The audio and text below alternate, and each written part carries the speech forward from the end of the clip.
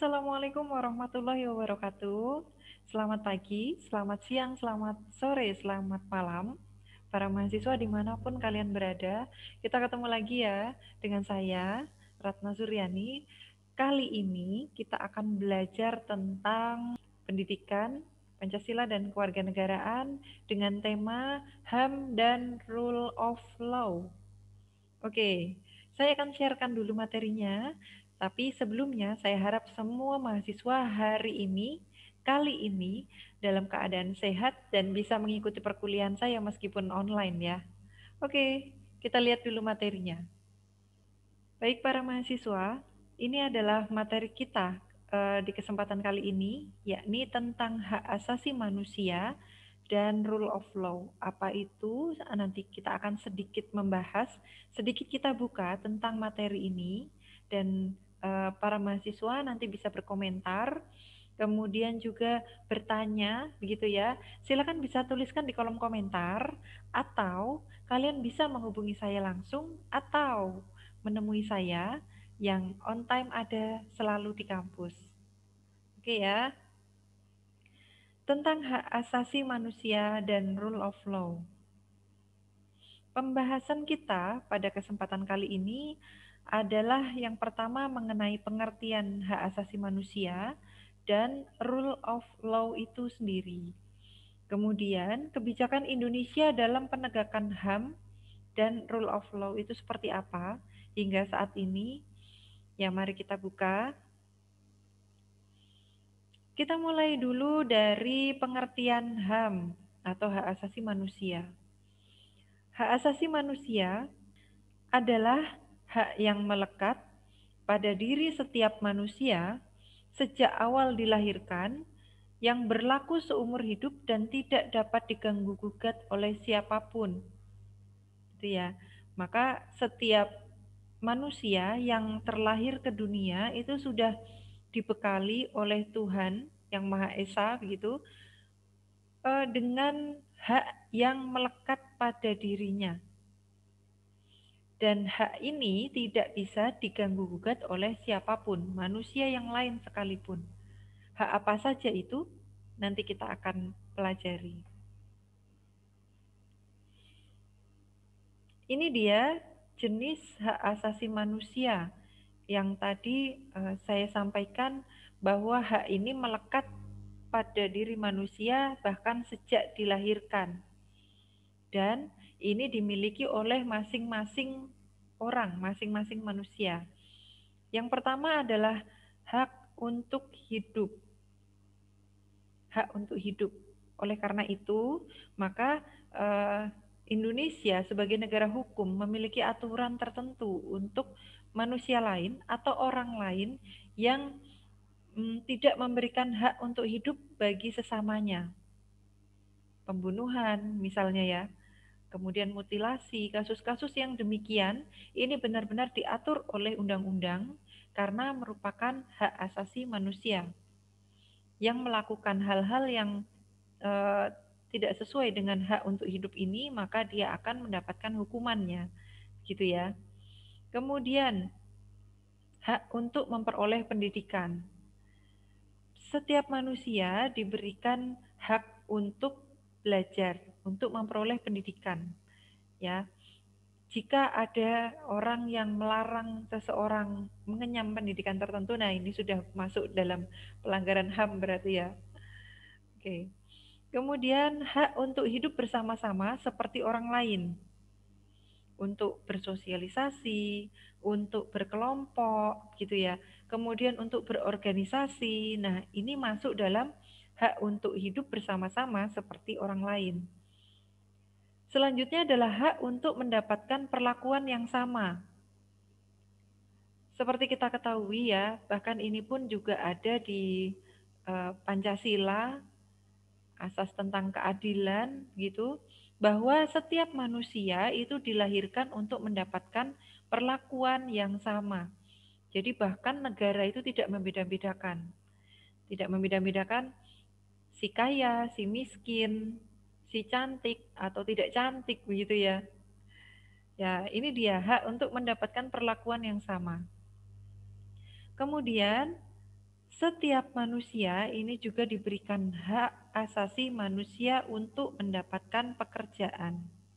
Maka setiap manusia yang memang sudah bisa bekerja gitu diberikan hak untuk bisa mendapatkan pekerjaan. Tentunya tidak serta-merta ya. Jadi kalau sekarang nih, di era-era sekarang ini, untuk mendapatkan pekerjaan di setiap perusahaan atau tempat yang membutuhkan sumber daya manusia, mereka memiliki kriteria-kriteria tertentu.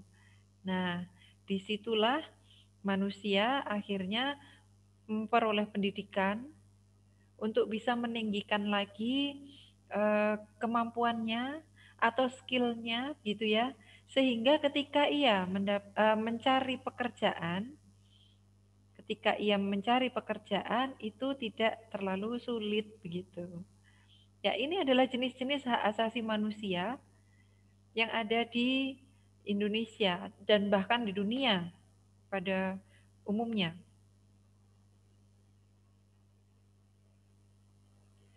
Pembagian bidang, jenis, dan macam hak asasi manusia di dunia. Yang pertama, ada hak asasi pribadi atau personal right. Hak kebebasan untuk bergerak, bepergian, dan berpindah tempat.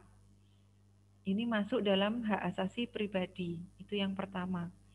Yang kedua, setiap manusia memiliki hak kebebasan mengeluarkan atau menyatakan pendapat, berargumen gitu ya. Maka para mahasiswa, saya juga mempersilahkan nih untuk kalian yang ingin mengeluarkan pendapat, menyatakan sesuatu tentang perkuliahan kita, saya benar-benar membuka seluas-luasnya. Oke. Kemudian yang ketiga adalah hak kebebasan memilih dan aktif organisasi atau perkumpulan. Nah, ini dalam hak ini setiap individu itu diizinkan untuk berorganisasi, untuk memiliki perkumpulan. Demikian juga kalian semua yang sekarang sedang menyaksikan video saya, gitu. Kalian juga diizinkan untuk bisa membuat satu perkumpulan, berorganisasi, gitu ya, baik dalam ranah kecil maupun dalam ranah yang lebih besar. Namun perlu diingat untuk para akademisi terutama ya, para mahasiswa untuk bisa aktif berorganisasi dan perkumpulan, upayakan semaksimal mungkin organisasi yang kalian buat adalah organisasi yang positif, yang membawa kebermanfaatan untuk sesama, begitu ya. Oke. Selanjutnya, dalam hak asasi pribadi ini terdapat pula hak kebebasan untuk memilih, memeluk, dan menjalankan agama, serta kepercayaan yang diyakini oleh masing-masing individu.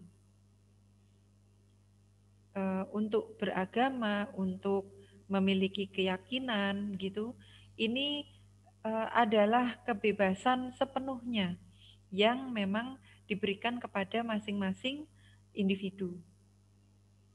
Baik, itu tadi adalah hak asasi pribadi. Selanjutnya, jenis dan macam HAM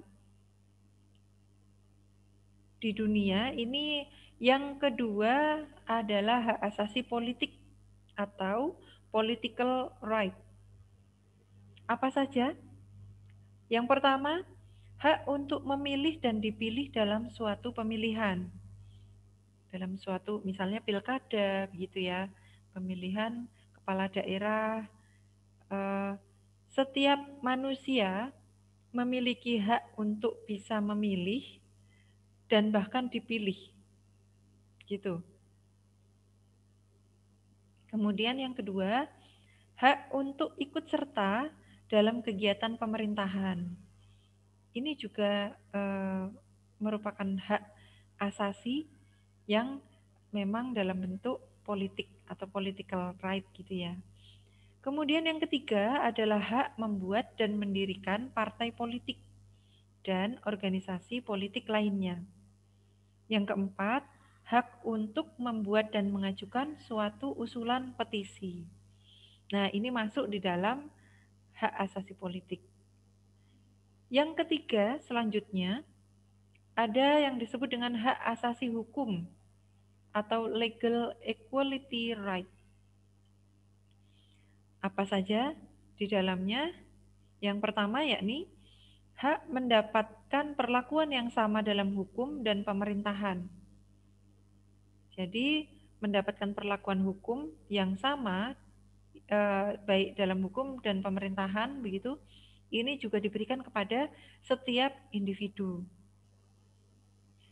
Yang kedua, hak asasi hukum itu juga meliputi hak untuk menjadi pegawai negeri sipil atau PNS.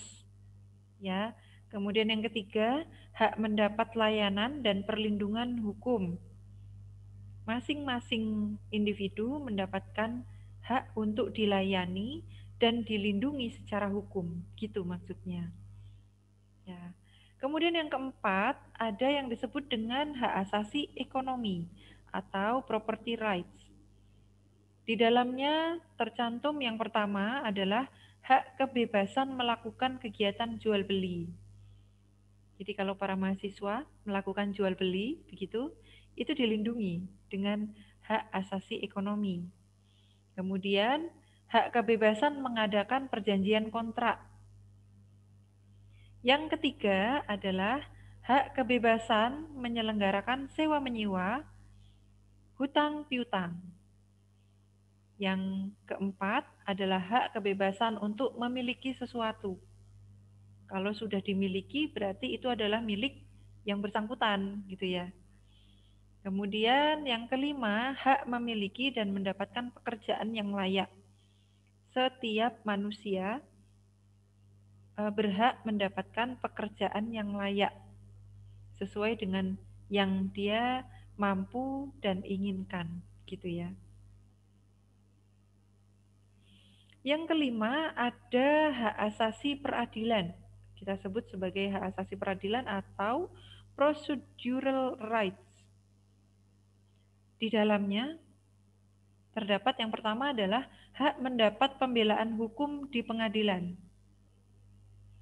Maka ketika seseorang berada di pengadilan, apakah dia dinyatakan bersalah atau tidak, gitu ya. Sebelumnya orang tersebut akan mendapatkan bantuan pembelaan hukum, begitu, dari pengadilan, baik salah maupun tidak. Ini adalah masuk di dalam hak asasi yang diberikan pada setiap individu, gitu. Kemudian ada lagi hak persamaan atas perlakuan penggeledahan, penangkapan, penahanan, dan penyelidikan di mata hukum. Semuanya sama, baik yang misalnya mencuri ayam ataupun yang korupsi di atas sana, semuanya memiliki hak yang sama untuk diperlakukan dalam hal penggeledahan, penangkapan, dan penahanan, bahkan sampai ke penyelidikan di mata hukum. Ya, itu tadi hak asasi peradilan. Hak asasi yang keenam adalah hak asasi sosial budaya atau social culture right. Yakni yang pertama isinya adalah hak menentukan, memilih, dan mendapatkan pendidikan. Oke. Jadi kalau mau kuliah di mana begitu ya, itu menjadi hak asasi secara sosial budaya. Kemudian hak mendapatkan pengajaran. Yang ketiga, hak untuk mengembangkan budaya yang sesuai dengan bakat dan minatnya. Ya, ini diatur dengan hak asasi sosial budaya.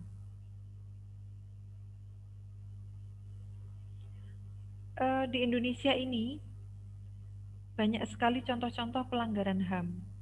Ya, banyak sekali kasus-kasus yang akhirnya masuk dalam kategori pelanggaran hak asasi manusia.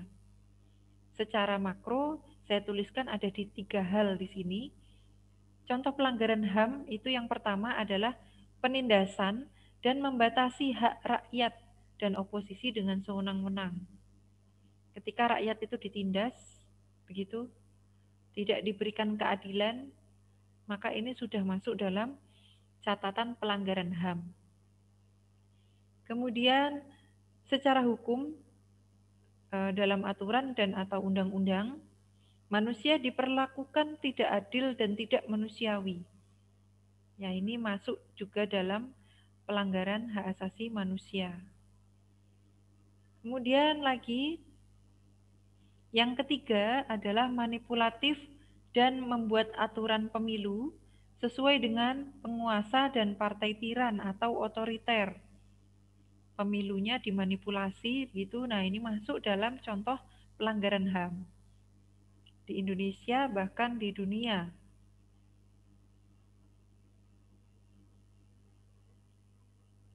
Baik, itu tadi adalah tentang hak asasi manusia dan kita masuk dalam rule of law. Rule of law merupakan konsep tentang common law di mana segenap lapisan masyarakat negara beserta seluruh kelembagaannya menjunjung tinggi supremasi hukum yang dibangun di atas prinsip keadilan dan egalitarian.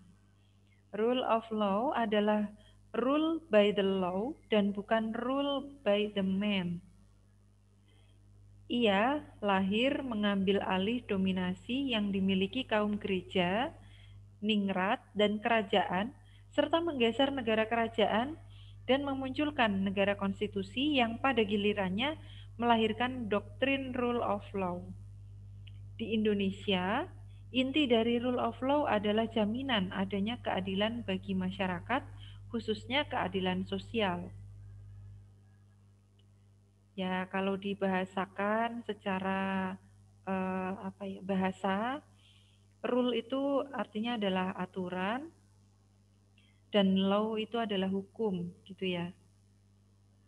Ya, maka di sini rule of law adalah aturan-aturan hukum gitu yang memang sudah disusun sedemikian rupa berdasar pada hukum, bukan berdasar pada kebijakan manusia, bukan, tapi berdasar kepada hukum yang sudah ada. Berdasarkan pengertiannya, Friedman di tahun 1959 membedakan rule of law menjadi dua. Yang pertama, pengertian secara formal, dan yang kedua, pengertian secara hakiki atau material. Secara formal, rule of law diartikan sebagai kekuasaan umum yang terorganisasi atau organized public power. Dapat diartikan bahwa setiap negara mempunyai aparat penegak hukum. Ini dia. Jadi kalau hukum itu sudah terorganisasi, ya, secara publik begitu. Kalau di Indonesia secara kasat mata, ya memang kita melihat ada aparat-aparat penegak hukum, ya, itu adalah uh, rule of law yang ada di Indonesia, gitu ya. Saya kira tidak hanya di Indonesia, di seluruh dunia pun juga sudah terorganisir tertentu seperti yang sudah saya gambarkan tadi. Kemudian ada pengertian secara hakiki. Rule of law terkait dengan penegakan hukum yang menyangkut ukuran hukum, yaitu baik dan buruk, just and unjust law. Ya, ini dia. Jadi, kalau yang tadi adalah kekuasaan umum yang sudah terorganisasi, gitu ya. Kalau yang di sini menyangkut baik buruknya, seperti apa, itu. Itu secara hakiki atau ideological sense. Nah, masuk dalam kebijakan di Indonesia, dalam penegakan HAM dan rule of law, pendefinisian HAM dan Undang-Undang Dasar 1945, serta Undang-Undang HAM yang ada itu masih merujuk kepada definisi HAM Barat yang membuat bertolak belakang dengan pilar negara Indonesia. Misalnya, ya, yang pertama ada pembelaan Komnas HAM terhadap aliran sesat Ahmadiyah gitu, dan aliran-aliran lain yang melanggar undang-undang penodaan agama. Ini tertuang dalam Perpres nomor 1 tahun 1965, Undang-Undang nomor 5 tahun 1969, dan KUHP pasal 156A tentang larangan penodaan agama. Oke, masih ada di Indonesia itu masih ada banyak aliran-aliran yang sesat yang memang masih perlu diluruskan lagi gitu ya. Nah, ini memang sebenarnya melanggar undang-undang penodaan agama, tapi masih saja Komnas HAM ini melakukan pembelaan terhadap aliran-aliran tersebut. Kemudian ada lagi pembelaan Komnas HAM secara terang-terangan terhadap LGBT. Padahal LGBT bertentangan dengan ajaran agama Islam dan bertentangan dengan 4 pilar utama negara dan bangsa Indonesia, yaitu Pancasila, Undang-Undang Dasar 1945, Bhinneka Tunggal Ika, dan NKRI. Ya, semoga nanti para mahasiswa bisa setelah ini nih bisa benar-benar membantu pemerintah dalam upaya meninggalkan hal-hal yang memang uh, tidak sesuai dengan ajaran kita, tidak sesuai dengan dasar negara kita, gitu ya. Kemudian yang ketiga, pembelaan Komnas HAM secara terang-terangan terhadap gerakan anti perda syariah dan aksi penolakan undang-undang pornografi dengan dalih menolak diskriminasi dan perlindungan terhadap minoritas serta pelestarian budaya dan adat istiadat.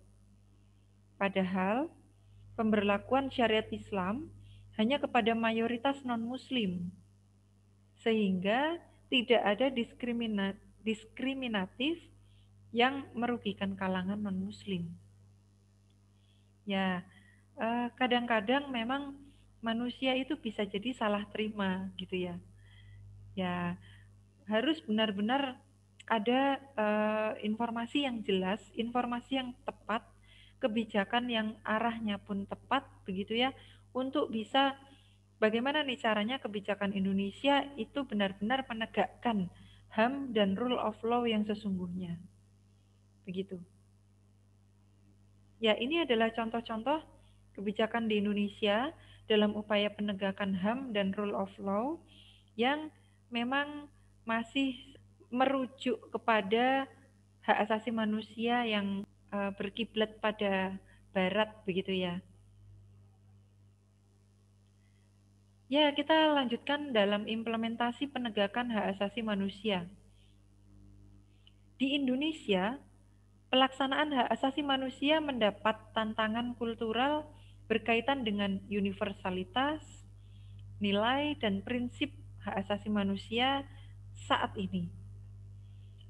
Pelanggaran HAM yang kita sebutkan sebagai pelanggaran itu adalah setiap perbuatan seseorang atau sekelompok orang termasuk aparat negara, baik disengaja maupun tidak disengaja, atau kelalaian yang secara melawan hukum mengurangi, menghalangi, membatasi, dan atau mencabut hak asasi manusia seseorang atau kelompok yang dijamin oleh undang-undang dan tidak mendapatkan atau dikhawatirkan tidak akan memperoleh penyelesaian hukum yang adil dan benar berdasarkan mekanisme hukum yang berlaku, yaitu ya untuk pengertian pelanggaran HAM. Bagaimana dengan elaborasi konstitusionalisme?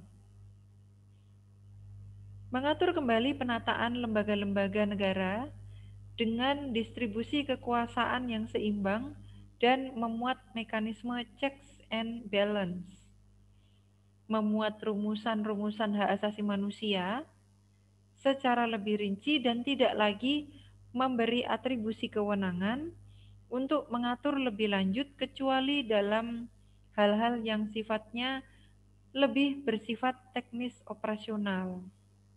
Ini kita lakukan untuk elaborasi konstitusionalisme di Indonesia. Oh, Ternyata slide saya sudah selesai para mahasiswa, yaitu tadi sedikit kita membahas tentang hak asasi manusia dan rule of law ya, yang selanjutnya sebenarnya para mahasiswa bisa mencari literatur yang lebih banyak lagi, bisa menggali atau belajar dari berbagai macam kasus tentang hak asasi manusia, tentang rule of law di Indonesia seperti apa. Itu silakan, kami persilakan untuk bisa mencari informasi yang sebanyak mungkin. Begitu ya. Dan untuk kesempatan kali ini, saya rasa cukup sekian dari saya. Kita akan bertemu lagi di perkuliahan-perkuliahan berikutnya dengan materi-materi yang berikutnya ya.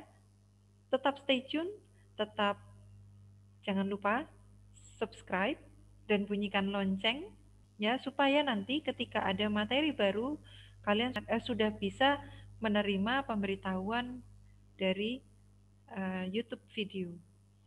Oke, para mahasiswa, kalau begitu saya rasa sudah cukup pertemuan kita pada kesempatan kali ini, dan mohon maaf atas segala kesalahan, kekurangan. Silakan kritik saya jika memang kritik itu bisa membangun, saya akan memperbaiki lebih baik lagi untuk perkuliahan kita. Baik, terima kasih kalau begitu, dan selamat pagi, selamat siang, selamat sore, dan selamat malam. See ya, jaga kesehatan, tetap semangat. Wassalamualaikum warahmatullahi wabarakatuh. Jangan lupa subscribe dan bunyikan loncengnya ya. Tunggu video selanjutnya.